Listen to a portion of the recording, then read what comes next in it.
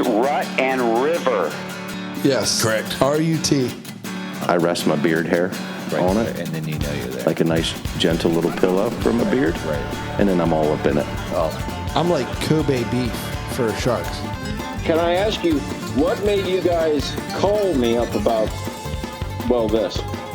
That's what tickles our fancy. Exactly. Okay. Thought the Rocky Mountains would be rockier. John Denver is not accurate. Man. A guy like you, who has absolutely no clue, and I can hear it in your voice, that, I mean, you're a blank canvas. I mean, I can just start with you like from scratch. You're going to tell me, a grown man, you're telling me what lure to use and how to fish? You guys didn't snap your whopper plopper off either, though. Sorry, I blew up over that. Welcome back, everybody. You are joining us for another installment of the Sonic Campfire. We are the Rut and River Pursuits podcast, and I am Uncle Buck. And who do I have with me tonight? Hey, I'm Ryan. This is Dave. This is Adam. I'm Kyle. I'm Steve. And I'm Will. I heard a different name out there, guys. And there is, isn't there? We're pretty lucky to have somebody in studio. Mr. Adam Wood has joined us. What? Welcome, Adam. Moderate fan. Adam Wood. It's great to have you. But you're at the table with us now, and I just didn't want to throw out that nomicker super fan. I feel bad even when I say that because you are literally one of the brotherhood at this point. Yeah. We love you, man. Yeah. Well, thanks, guys. You're not just super fan. You're one of us. You're a special boy. Welcome aboard, because we have a great show tonight. We're bringing to town somebody who I just started following on the Instagrams. Well, you're missing out, bub. I know, obviously. You're late to the party. I am very late to the party because he's bringing a strong photography game from the outdoor world. Who is it, buddy? We have Mr. Gerard Masih from Southern California, if I'm correct. Yes, sir. Southern California. Well, welcome aboard. We got a full house tonight, bud. So strap in. Yeah, don't get too Standing room only. The fire is blazing tonight, so don't get too close. How are things in California? Speaking of fire, are you anywhere near any of that mess? Oh, man, I'm a little ways from it, about an hour away from it, so we're safe. We see when the wind blows, we get the smoke, Oh, man. in once in a while. Yeah, but yeah, it's a mess out here. I'll say. So you're a big-time hunter in California, right? Those two don't typically go hand in hand. How does that work? That's like an oxymoron. I get that all the time, man. Yeah. Because of the whole culture out here, man. Like, everybody's so against hunting, and I feel like they don't really understand like what hunting is and what hunting is all about. I think what they do is they put hunters and poachers in the same bag. So it's a real bad name out here for hunters, and we're slowly trying to change that. So I hunt a lot of duck hunting out here. I do a lot of duck hunting, and even that's kind of sounds funny, but California does shoot the most waterfowl in the nation. So Really? No kidding. Really? yeah. The highest number of waterfowl shot. Probably because it's such a big state, but we do shoot the most waterfowl. Huh. That's incredible. I never would have thought about, I just know, like, when you think duck hunting, Arkansas, right away, you think, North Dakota. The Mississippi Flyway. Absolutely. Yeah. You don't really think about the Pacific Coast Flyway. No. Right. You guys get a lot more mallards than we do out there, which we don't get enough. Yeah, we're on the Eastern Flyway. So we do get, like, how far away from the coast are we? Couple Like, we're 4 hours drive. 4 hours, yeah. A guy shot an old squall today at a local lake. Nice. And, they shouldn't be here, but, just because of the storms, it can happen. Today was opening day of Pennsylvania's second split, so. Nice, yeah. Cool. We don't get too many. If you go to Northern California, there's some. If you hunt up the Bay of San Francisco, you can get into some sea ducks out there, but not too many inland where I hunt at. Yeah. You're going to hit all your puddle ducks. Do you see the mallards? Or are you more some of the gadwall? Yeah, so we get a variety of everything, which is a good thing in California. We get all kind of species, anywhere from pintail, mallards, widgeon, gadwall, all the teals. I know you guys don't get too many cinnamon teals out there, but we have the trio of the teals out here. The green, cinnamon teal. Yeah, we see like no cinnamon teal on the East Coast where we're at. So, oh man, they're a beautiful bird. But are you in the area of California where there's a kind of a booming population of snow geese? Is that flying by you or not? Well, so Northern California, what they do is there's a lot of agriculture out there, so they plant a lot of rice, and they do get a lot of geese. They do get some snows. Yeah, they do get snows, but what they mostly get is a lot of specklebelly. Okay. Really good specklebelly hunting out there. Yeah. Yeah. But they do get a fair share amount of snows out there too. Oh, that's great. Specklebellies are a pretty cool goose. How they, I don't know, there's something about their call and response more than a Canadian or a snow goose.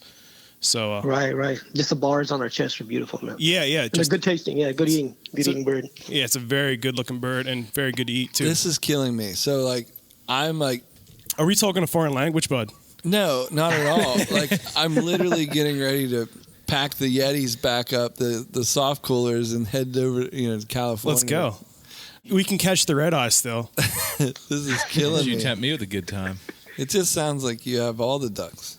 I didn't know. You know what I mean? So we probably shouldn't air this episode. It sounds like California is like the best kept secret. Yeah, California has a lot of ducks out here, man. We get a lot of pintails too, a whole lot of pintails. I'll send you guys some of the pictures later on, but I have some pictures where there's a pond is full of pintails. We went from 2 limit to 1 per day last year, and that was just killing us. Because you shoot your pins and then you sit around and watch them circle over. Yeah, and you just watch and watch and watch. You're picking through flocks of pintails to find another species of bird. Yeah, I had that happen in Texas last year. It's tough. So I know your pain. But right. Speaking of Texas, man, we went out duck hunting in Texas. And Will totally slept in, man. You guys got to get him on. Get him on for that. What? We didn't hear about this. Yeah, this did not make the podcast. You want to? You have a retort, Will? I'm pretty sure there wasn't room for me, so I fell on that sword. Okay, that's what I did. I just, So the group you were with had enough room for everyone. Everyone but me. But you. Yes. I could see that happening at like a big, gigantic, professionally run ranch. Yeah, I felt like where you were. I felt like the ninth wheel. Seems reasonable. Yeah, I was odd man out. He nicknamed his bed sword. That's what he meant. He said he fell on that sword. just stayed there. No, but the duck hunting looked crazy there. I did sleep in. It was. Don't give me a hard time. It was like give him a hard time. It was balls to the wall once we got there. Well, back up. Well, what's another day of going all like 100 miles an hour? What was you're only there for so long? No, and he's not. The other thing he's not telling you is like they go out for like 15 minutes and limit out and come back. So I slept in for an extra 15 minutes. It seems like an excellent use of your time. That's true. We did limit out 4-mile limit real quick. Back up and explain how you know Gerard, how you guys met. Yeah. Oh, that's good. Yeah, I probably should have did that a little earlier. Gerard and I have so much history, it goes back like 3 weeks. Whoa. Wow. Long time friend. Is that metric? Metric. See what you did there, Adam. Yeah, so we met at Jeremiah Dowdy's from Field to Plate 101, which we've been name dropping ever since we've been for there 3 weeks. Yeah, well, probably 3 weeks prior to that. 3 weeks. So it's probably 6 weeks. Yeah. Anyhow, what's one more? What's one more episode? But Gerard and I think everybody hit it off. I'm not going to say that him and I had something special, but everybody there had just like the best time. And Gerard, you came as a guest of Jeremiah's to take pictures and photograph and video the whole process. Yeah, so basically Jeremiah hit me up. So we planned this out maybe like 3 months prior, and he hit me up and he said, "Hey, bro, you want to come out and just help me get some pictures?" And I totally hopped on the opportunity. I couldn't say no to that. It was just an awesome experience meeting everybody out there. Just the class in itself was so knowledgeable. Learned so much from it. So yeah, I went out there to take pictures and just help them out with that. Yeah. But speaking of pictures, Gerard, can you let people know real quick while we're talking here where they can see some of your stuff on Instagram? Because it's really, you got to follow along if you can, listeners. Yeah, so you guys can follow me on. My name on there is GMAS 101. So that's GMAS 101. GMAS 101. Yeah, you could just on Instagram just put it in search and I should pop up. And it's impressive. I'm the only one with that name, so you shouldn't have a hard time finding me. Yeah. It's an impressive library that you've got going on there. I mean, that stuff is amazing. This doesn't even quite cover it. It's beautiful stuff. Thank you, guys. Thank you. Appreciate it. He has a 7D like we do. So, I mean, there's no excuse why we shouldn't have some. Yeah, we're really slacking. Yeah. I'm just saying. I ain't saying this. I'm just saying. So, yeah, the more pictures, I just honestly started shooting 2 years ago. So, I was on Instagram. I should just take pictures with my cell phone. And then I saw this guy on there. His name is Todd Manning. That guy takes some amazing pictures. Just of waterfowl and I'm a duck hunter. I love everything about it. Yeah. And just to see like the pictures he took and just to freeze the action and have it, just to look at it was amazing to me. So just following him, I kind of started getting into photography. So my brother bought me a camera for Christmas 2 years ago. And then I've been shooting pictures for 2 years now and just fell in love with it, man. Do you think it's like more of you got to have an eye, or is it something that you can develop? Because I think you have that eye that everyone talks about. I think you just gotta love it, bro. Because it's not easy. I'm always juggling with my gun versus my camera. So there's something you just gotta love and just enjoy doing it. If you enjoy doing it, it's just gonna show in your pictures. Right. A lot of these guys don't like it, so that's very apparent to me. I love it. Oh, good. I'm just kidding. So how long have you been duck hunting? Okay, so hunting, bro, is I also started hunting. I took my hunter and safety course in 2009. So before that, I didn't hunt. So my dad grew up hunting in Pakistan. Okay. Yeah, so he hunted out there with his uncles and his dad, and I was always too young to hunt then. So when he moved out to America, like my dad always told me stories. Hey, we're going to go to America. We're going to go hunt. We're going to go fish. We're going to go camping because he's all about the outdoor lifestyle. Yeah. Nice. But when he got here, coming to a different country is not easy, bro. You got to basically, he was a nurse. So he started all his nursing career all over again, taking care of 2 kids, his wife, and, running the house. Hunting kind of got through in the back burner.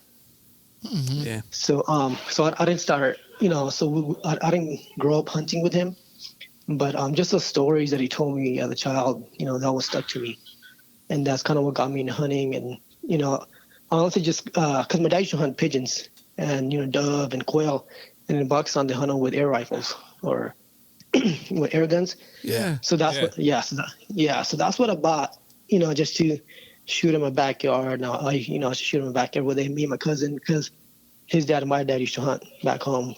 So then I was just, shooting in the backyard. I was like, hey, man, why don't we go get a hunting license? And that was like in 2009. So 2010, we started hunting. So I'm fairly new to it, but, I totally fell in love with this. Always been in my blood, so it kind of came naturally to me. So did you have like a mentor over here in the States to really help you along? Because that seems, man, that's a tough nut to crack being. Yeah, how'd you learn all this? No. So not at all, bro. So, hunting is, I always tell people who are getting into it, people don't like talking about, their spots, or they don't like talking about anything about hunting. They don't like talking about it, especially in California. There's not that many hunters out here. So they want to keep everything a secret. They don't want to tell, what spots to go to or, where to hunt them at. So it was tough, bro. It was tough. So I started off hunting at a wildlife refuge that was kind of close to my house. Yeah. So we started hunting there, and then there's different blinds there you can hunt on. And then we would go up to people who were like, hey man, what blind did you hunt on? And then they wouldn't really talk to us. I don't know if that's like a, I'm from Pakistan. Everybody out here is, white. I don't know if they don't want to talk to us with like a racial thing. Really? Because there is a really racial thing in the hunting community that no one really talks about. So like no one really talked to us about it. So it's something that we kind of just learned on our own. Yeah. Took it one step at a time, and going out there. When I first started hunting, sometimes, I work in a hospital. I used to work 16-hour shifts. When I was so in love with hunting that I would work my 16-hour shift, get off in the morning, and go straight duck hunting. So just, through a year, you kind of learn everything about it. I tell you, I wish you live in Pennsylvania, because I probably 25%, at least 25% of the dudes I work with all hunt. And you get one of them talking about it, and they don't stop talking about it. Like, it's just, it's everything. Like that whole nobody wants to talk about it in California. I don't think that's not been my experience here anyways. Yeah, California's kind of tough, bro. Like so I know some hunters who don't even wear a camo when they go out in the morning. They wait till they get to the blind itself and actually change. Yeah, because people really frown on you for hunting and just look down on you. Because the whole misconception of hunting. Yeah. So because of that, is there a lot of competition or not so much? Well, there is, because there are a lot of hunters out here, because just the amount of hunters out here because of the state. It's a huge state. Right, so it's not as competitive as like hunting down in Arkansas, and I heard stories about the opening morning you're running your boat in there and it's like a big traffic jam in the water, right? Mm-hmm. So it's not like that, but we do have a whole lottery system. There are a lot of hunters here, but the whole hunting community is kind of changing now. I feel like hunting was basically something like, I think, kind of in the Midwest. It's like your parents own the farm. You hunt with your dad and your uncle, and hunting, it was basically like a small group of people that you had. Mm-hmm. You know what I mean? Everybody kept it a secret. Everybody kept it to themselves. But now with the social media, like I hunted with buddies, my buddy Joey Goche, I hunted last year with him from Passionate Pursuit. I hunted with him in Kansas, and that would have never happened if it wasn't for social media. Right now people are meeting each other all over the world and hunting together because of that. So there's always a right way and a wrong way to do social media, I believe. Yeah. And we've talked about that a lot recently, and I think we're making a turn on that road where, in a place like California, hunting used to be all but taboo to talk about, and that's like you're saying, nobody's talking about it in public. Nobody's wearing their camouflage anywhere. I think we're really at a point where we're making that turn, though, because there's going to be antis. There's always going to be, and you won't be able to change their mind. But there's a much larger percentage of the population that, you could consider them to be like in that undecided category. Mm-hmm. And more and more people are starting to realize there's a lot more to it than just that thrill of the kill. Right, exactly. And because of social media, people are actually able to share the entire experience. Yeah. And I think a lot more people are they're really. You're able to switch in a creative way. Yep. Absolutely. Right. I agree 100%. And people because some of the guys out there like me and like the guy I'm talking about, Joey Goche, he's a 6'4" guy, big burly guy, white guy, straight up, tiny beard, right? And I'm a brown guy from Pakistan. You know what I mean? So with him and me, what do you guys look at as like? First, people think that people look at, you guys should be fighting each other, right? But what brings us together is hunting. And we can sit there in the blind, and all those differences go away. Yeah. And we're just out duck hunting and just having fun. That's cool. Yeah, that's incredible. The beginning of the greatest hunting TV show ever. Yeah. Sounds like it. Buddy comedy. So, I gotta imagine that your first hunt or duck hunting trip maybe didn't go how you would have hoped it would go. Is that? It seems you probably went out and limited, or did it? Yeah. Tell us about your first duck hunting trip. You're kind of self-taught. 10 minutes is this is easy.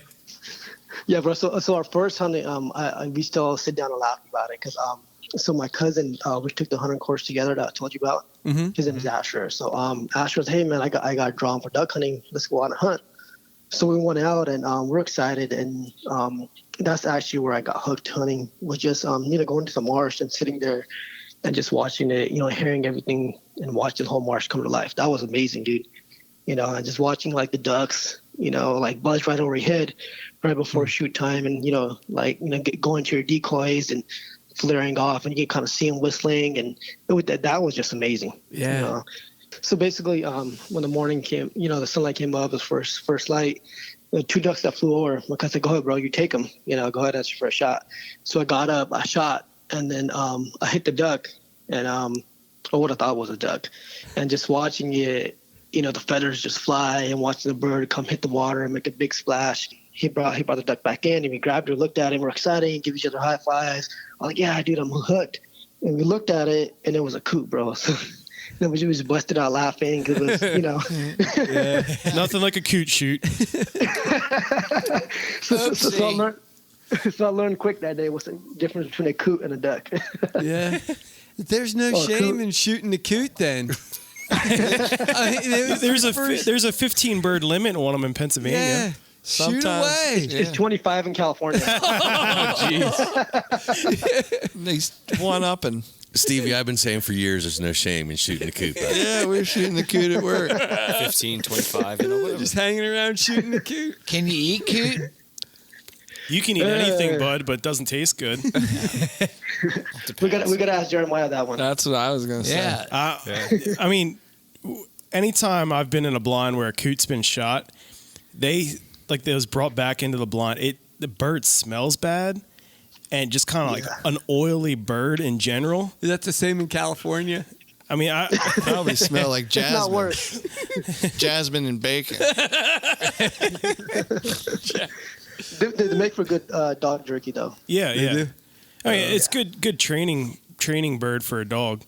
Well, yeah, and a hunter too. I mean, you're shooting a bird. Yeah. No shame in that.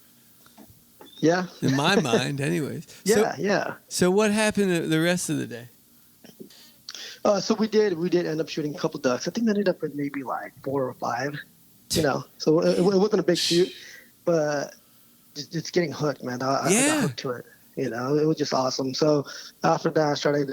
So the wildlife refuge where I hunt at, you can hunt Saturdays and Wednesdays. So I started going both days, just to go out and hunt and just to learn everything, because everything was so new to me. So just to go out and learn everything was just, it's a big learning curve for us, but it was fun. Yeah, that's cool. Now, Gerard, I'm assuming in California, probably almost all the land that you guys are hunting out there is public. Is that a fair assumption? So there are a lot of private lands out here too, but for duck hunting, we do have a lot of wildlife refuge. So they're basically run by the state. Okay. So the state provides water, and they they basically plant the plants and stuff for the ducks to come in, and when they're migrating, they have a place to rest, they have a place to basically feed up, because there's a lot of plants and stuff to grow for them. And that's where they set up the blinds, where it basically works by the lottery system. So the place where I hunt at San Jacinto, they have 50 blinds. So before the season, or 17 days before the hunt, you can put it for a lottery system. Mm-hmm. And then, so if you get drawn, you get to go out and hunt. So out of the 50 people, it's mostly around 30 people that show up, and the rest 20 blinds is basically a sweat line or refill, and you can go ahead and put your name in, and you can get drawn to go out and hunt there. Okay.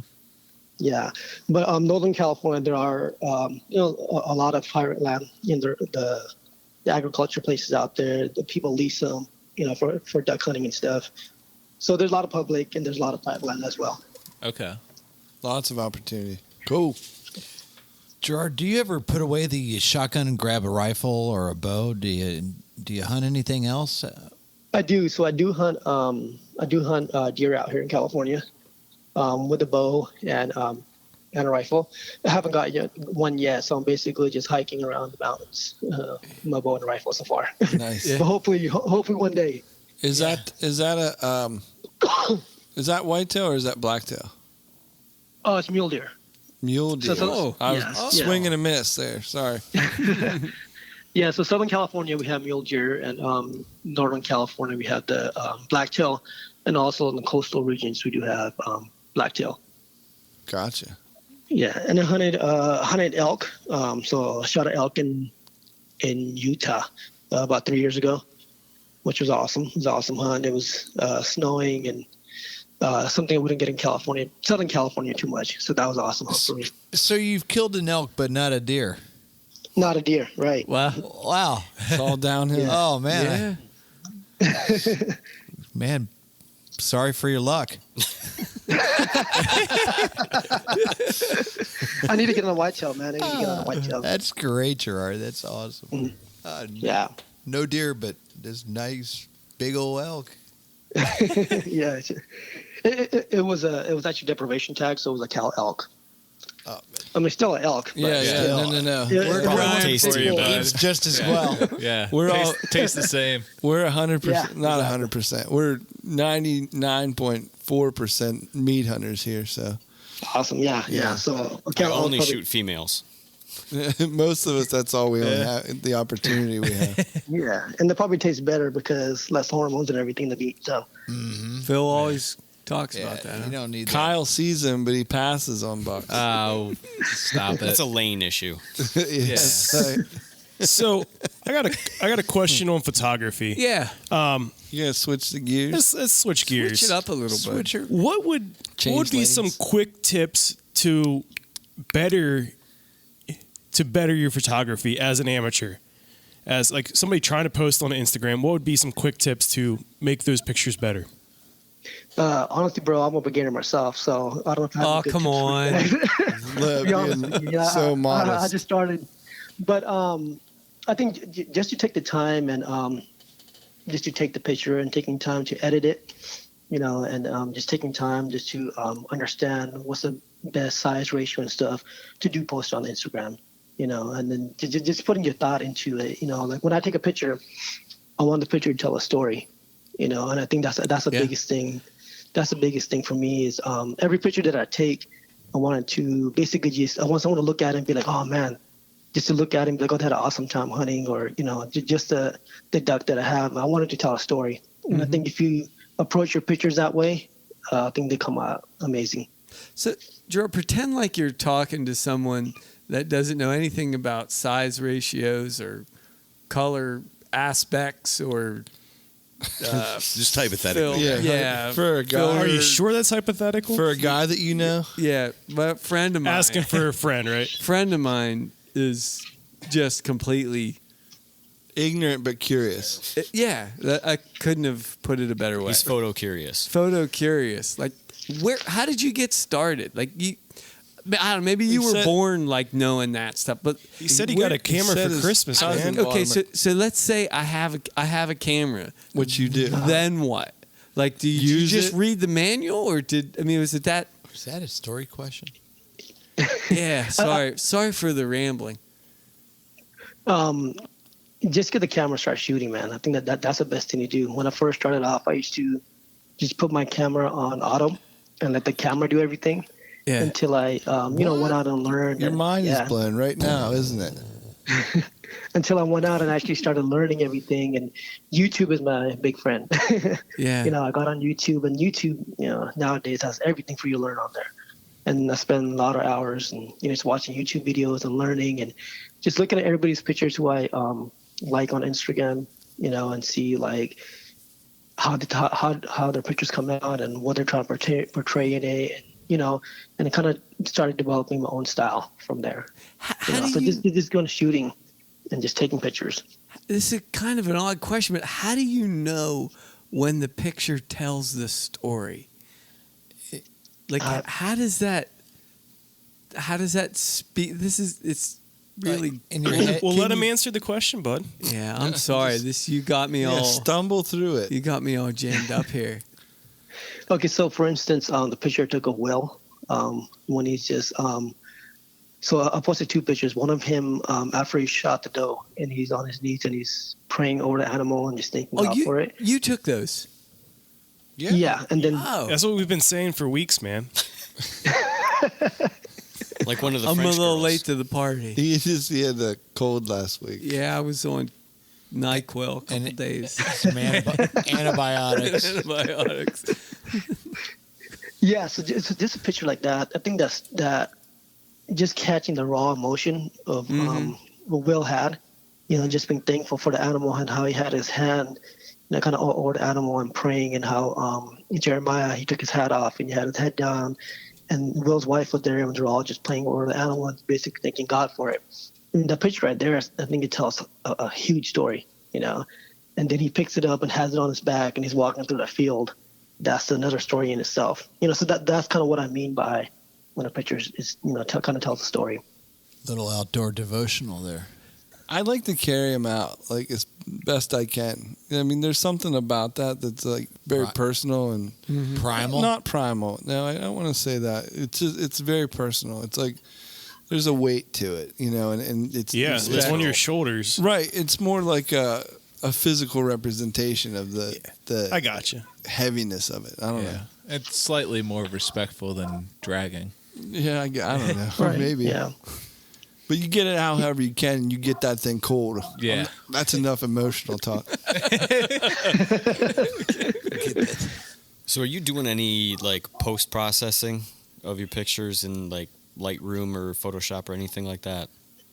Yeah, so people are not going to believe me, but a lot of people don't. It's that I don't own a laptop.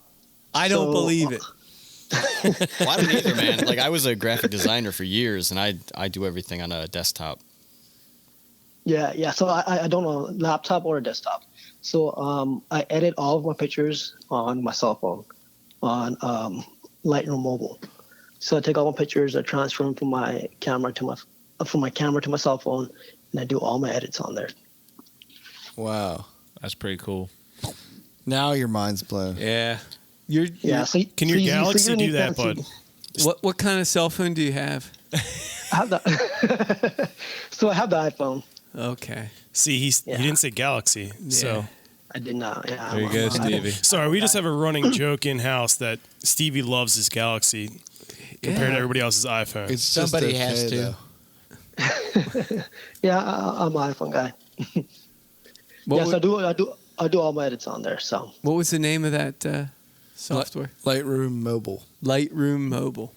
Lightroom Mobile. So does that work with the raw files? What was that? Does that work with the raw file type, or does it have It does, yeah. Okay. Yeah, so That's you can edit raw or JPEG on it. That's awesome.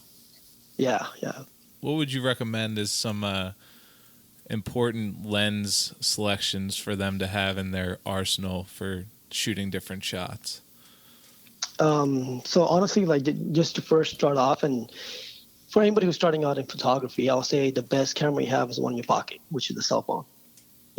Cell phones take amazing pictures nowadays. But if you want to jump up to the next level, I will get into a DSLR. I'm a Canon guy. Mm-hmm. So, like Will said, I shoot a 7D Mark II. But you can get a Rebel for around $500, if not cheaper, online, and you can start off with that.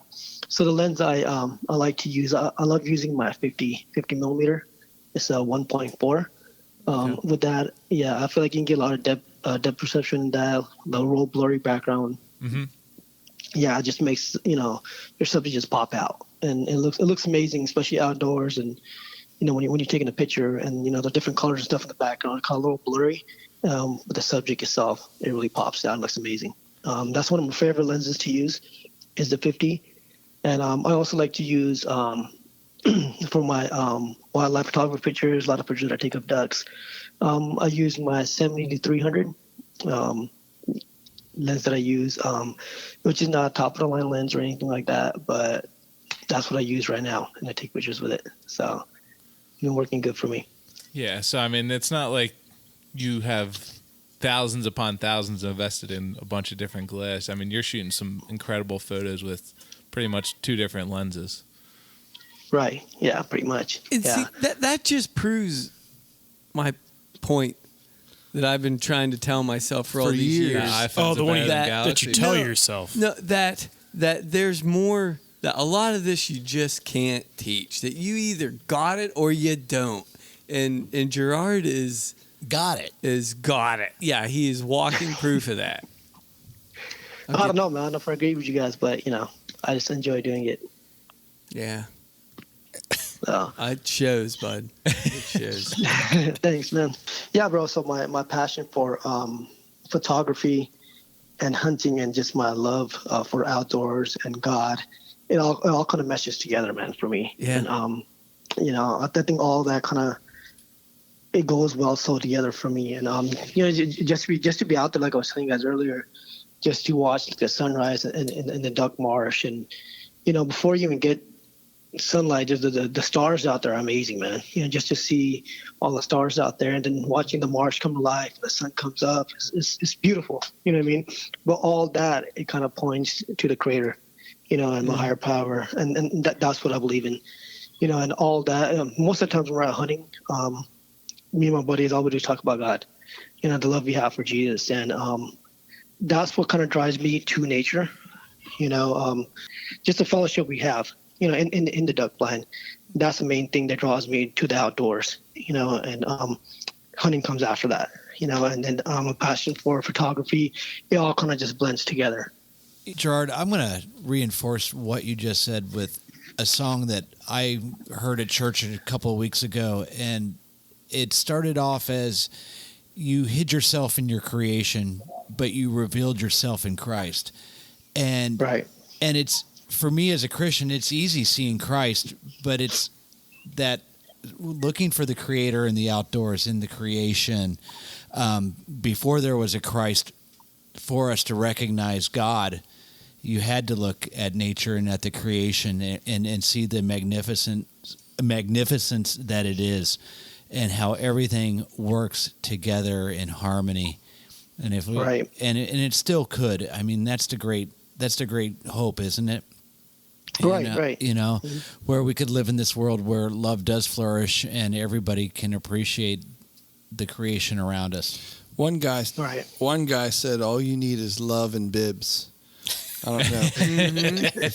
I heard that. That's harkening back a few seasons. That was now. like season 1. Bucky said that. That's all he needs is love and bibs. Those two lines at church about broke me down. Just to hear that, it was for me, it was an epiphany. Yeah, it's amazing, and I never heard that song before, but yeah, it sounds amazing. So yeah, just a little bit on my background. So I'm from Pakistan, and Christians out there are a minority. So Pakistan is 98% Muslim, and 2% are all other religions. And being a Christian in Pakistan is a constant reminder of being persecuted. So it's nothing like America, it's nothing like you can go to church on Sunday and, we take a lot of stuff for granted over here. But in Pakistan, you can go to church and you can be blown up by a suicide bomber because you worship God and you love God. Oh, so the persecution out there is just, people out there are persecuted daily, man, from like not getting jobs. I have uncles who are highly educated and they've been passed up on many jobs because of their belief in God and their Christian last name. There's some stories of my dad growing up and he was in college and he went out to eat. And after they got done eating, the people from the restaurant, they found that they were Christians and they would just throw away the plates because they wouldn't want the Muslims to eat out of a plate after Christian ate from it. So the persecution was real strong. My faith in Christ really bedded in me through my parents, who went through all the persecutions. So that's something I don't take lightly, and that's my main objective in life, is to, in anything that I do, is to bring glory to God's name, and I feel like I do that through my hunting, through my photography, and to me, honestly, like I was telling you guys, I just started taking pictures 2 years ago. Mm-hmm. It's not something that I grew up doing. It's not something that, that I went to school for, so it's something that's kind of coming to me naturally in a way. And I feel that, God uses your passions and desires to bring glory to his name. And, I'm doing that. That's my ultimate goal to be in hunting, is to bring glory to God's name through my hunting and to my photography. Well, keep on bringing it, man. You're doing a great job. Thanks, brother. Thank you. Thank you, brother. Bringing across good Lord's creation, that's for sure, in your photography.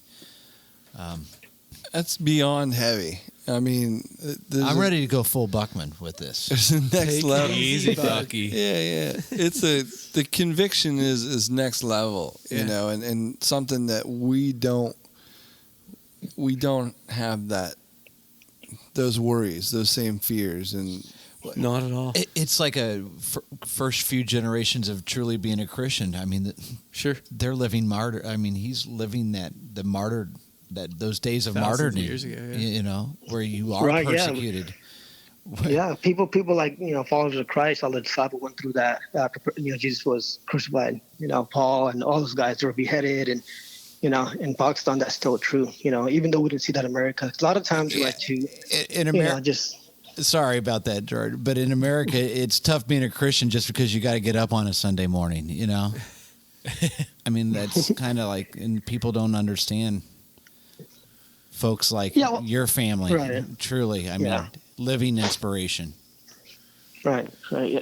I mean, I feel like growing up in California, there's a lot of persecution here as well. I mean, they're not as violent as your house getting burned down or getting shot by AK-47.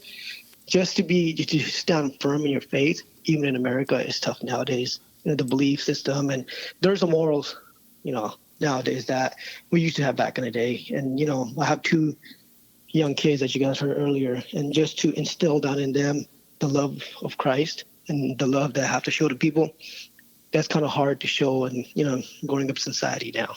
So Americans, we do have our persecutions as well.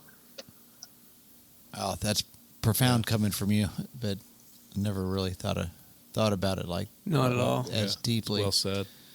No wonder you like to hang out with hunters in the hunting community. I mean, there's a lot of core common values of morals and ethics and holding yourself really true. I mean, because there's a lot of times, there's not a war in every field, and you're left to your own devices. And again, why do we do it? Because it's respect. Yeah, that's so true, man. And yeah.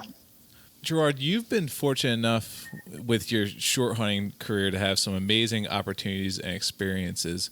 Where do you see yourself heading in the future, just with your photography and kind of your outdoor passions? Where do you see kind of you trying to get into next? So I don't want it to be about me, because I'm nobody. I think. Like I said earlier, I want Christ to shine through me, through my photography and, through basically me hunting. And then also just to show, oftentimes as Americans, we only look at America, and everything's about hunting in North America, hunting the big game in North America, hunting all the wild sheep and, getting the big slam, in North America. We do hunt a little bit in Canada and, Argentina now and stuff like that. But, hunting to me is not just it's American sport, not a sport, but like a lifestyle. It's more global, So I had, like I said earlier, like my dad, he hunted in Pakistan. He hunted out there in this totally different part of the world than here. And then, he hunted out there. He hunted with his dad. He hunted with, all his brothers. And just to show that hunting is not just, hunting is it's a global thing, and we're all in it together as one. And just to bring the positive life to hunting, not just to show that it's the kill of the animal, which is not. For me, pulling the trigger is the smallest amount of hunt for me. You know what I mean? Just being out there with my buddies, talking about God, talking about nature, thanking God for the animal that He provided for us, even if we do hunt it or we don't hunt it. Mm-hmm. Yeah, and that's what it's all about to me, and that's what I want to show in the hunting industry. Is hunting is it's a global thing, not just something based out of America. Yeah, that's a very valid point, and sometimes we all get lost in that, just within the competition of the hunting community. Perspective. Yeah. It's right here. It's right now. I mean, we're getting ready to kick off rifle season. We got the social media blaring in our faces, and we're looking at bucks from other states and Canada and other. It's what we're seeing now. Sometimes I like to do this every once in a while, like kind of just get another perspective on life. It's so healthy. Speaking of that, I have a funny, I don't know, and I don't expect you to know the answer to this, but I work in a hospital as well, and one of my buddies, is a doctor, and he's from Pakistan, or his family is. And he and I was talking about you today at work, and he was saying that falconry is huge in Pakistan. It's huge, bro. It is. Falconry is big out there. So a lot of the falcons out there, even people from like a lot of the rich people from Dubai who got all the oil money, they come out to Pakistan to trap the birds. They have one of the best falconry out there, and they come out there and get their falcons and their hawks from there. Yeah, I've seen pictures and stuff, and the things that. I mean, you send those birds to go out and do your dirty work, and it's to have them, what they bring back is crazy. Yeah. So it's I have one of my doctors one of my psychiatrists that I work with. He's also a falconer in California, and he hunts quails and doves with his bird. Oh, wow. Yeah, so it's awesome. Yeah, so that's something that I want to go and check out with him because I don't know, too much about. But I want to go understand everything about it, because outside looking in, we can't be like, it's whatever. But actually walk down there, see how it is, and go on and hunt with them. Hey, Gerard, just a suggestion: when you do that, can you take your camera with you? That's a good idea. Good idea, Bucky. Did you think of that? That's thanks, smart. bud. Yeah. Thanks. I'd appreciate that. Most definitely, man. Yeah. But hunting in Pakistan is really big too. Hunting, there's a lot of duck hunting out there. But really? People, I mean, you guys are shocked about hunting ducks in California, but Pakistan is, they got a lot of ducks out there. So, what flyway is that, Deke? Indian Ocean flyway. Exactly. Now you mentioned Far East flyway. You mentioned Argentina, and that's a destination on my list for waterfowl hunting. That'd be incredible to get down there. Oh yeah, they got some amazing ducks out there. One of my big, I've never hunted in Pakistan, and I only want to hunt ducks in Pakistan.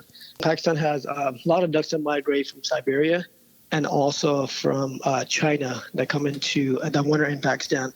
So there's a lot of waterfowl out there. One of the ducks I really want to get is a Bacall teal, and it's a teal that is only in one of the lakes in China, but they do migrate into Pakistan. I would love to go out there and hunt that one day. Oh, that's awesome. Yeah, I've seen some like photos of the waterfowl in Pakistan, but never really thought about that as a destination from America. Yeah. Do you guys get a Peking duck coming in from China over there? To be honest with you, bro, duck sauce. They get ducks. I've had the sauce. Kyle, I almost thought for a second that was a real breed. Oh, bless your heart. I'm sorry. You guys good over there? Sorry.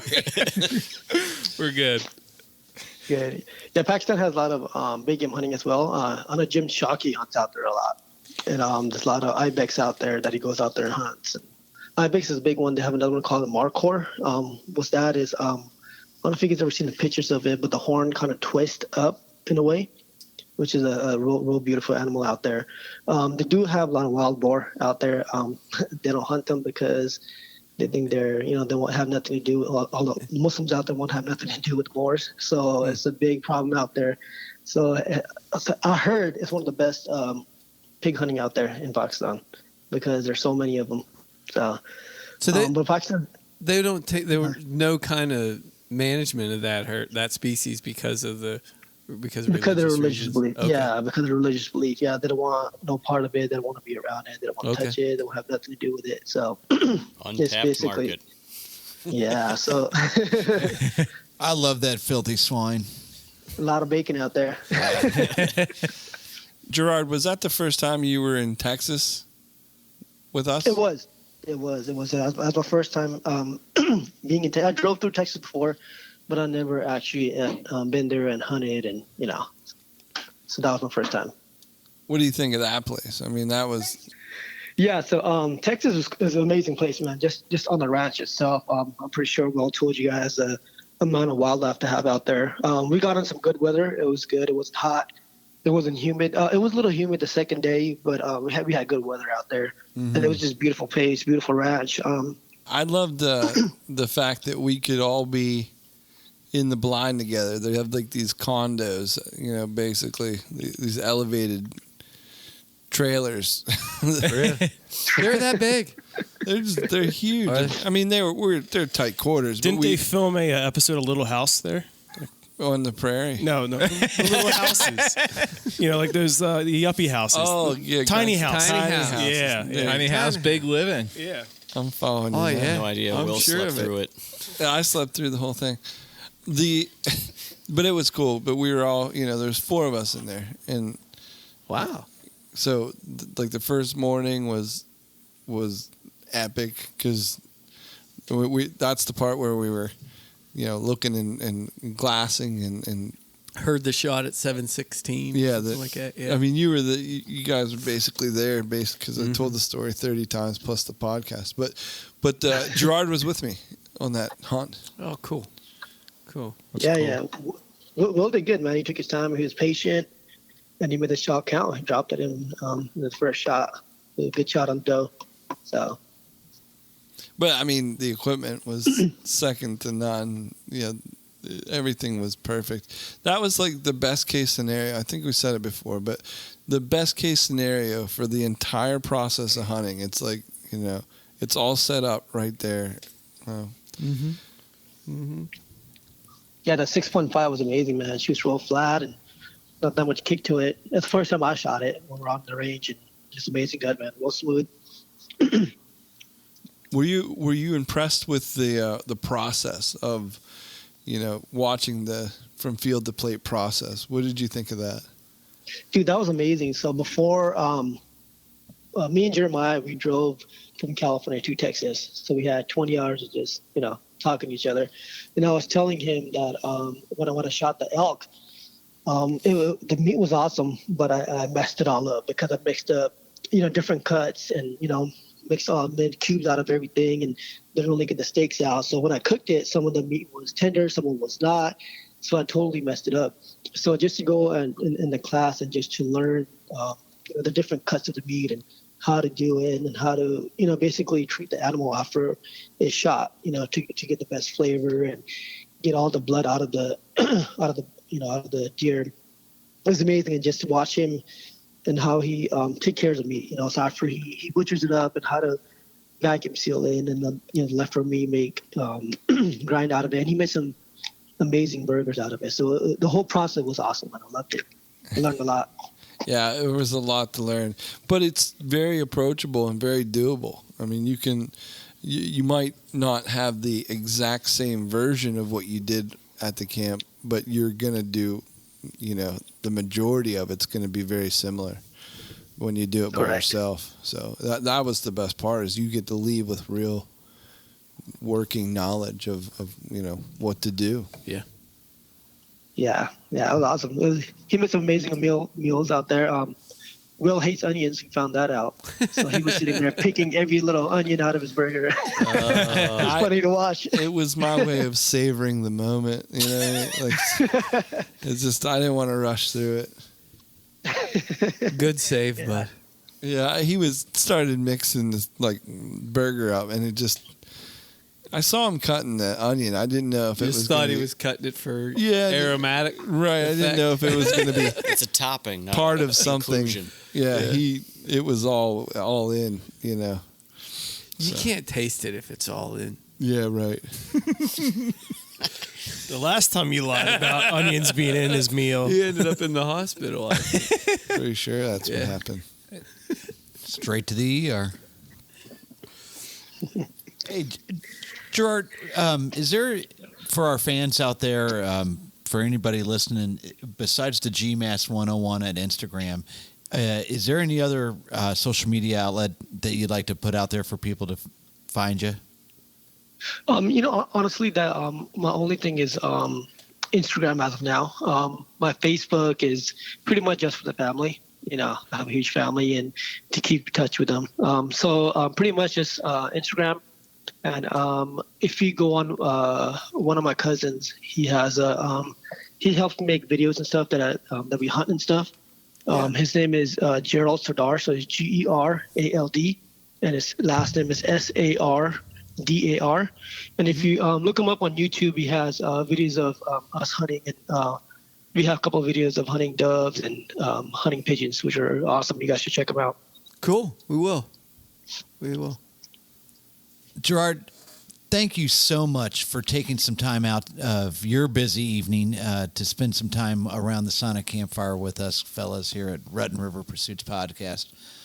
We really appreciate your time tonight. Yeah, absolutely. Thanks so much. Thank you, Gerard. Hey, thank you guys. It was an honor, man. David, Kyle. Yeah, bud. Where can folks find us? You can find us at RuttenRiverPursuits.com. We're also on Facebook, Twitter, and Instagram just by searching Rutten River Pursuits Podcast. Subscribe to the podcast on Apple Podcast or Spotify. And definitely check out the YouTube page, Rutten River Pursuits Podcast. Okay, guys. It's been another epic week. We'll see ya. Thanks. Later. Rigger Weedless. Peace. We're pretty lucky to have somebody in studio. Mr. Adam Wood has joined us. What? Welcome, Adam. Moderate fan. Adam Wood. It's great to have you. Good. Yeah, Pakistan has a lot of big game hunting as well. I know Jim Shockey hunts out there a lot. And there's a lot of ibex out there that he goes out there and hunts, which is, awesome. What's the name of the... Is it a goat species that's in Pakistan? Ibex? Yeah, the ibex. Yeah, I think. Yeah. He just said it. Yeah, he just said that. Where were you, bud? When? We'll cut that out. Gerard, have you ever heard of the ibex? You're Jim I Shockey think they have them in Pakistan. Yeah. I heard a guy from Canada goes up on TV, hunts these goats over there. What are they called? Jim or Tim or something. Where were we? Ask something else, Deke. You got another question loaded up there, boy? I'm good. What kind of camera do you use? I'll go sit in the corner.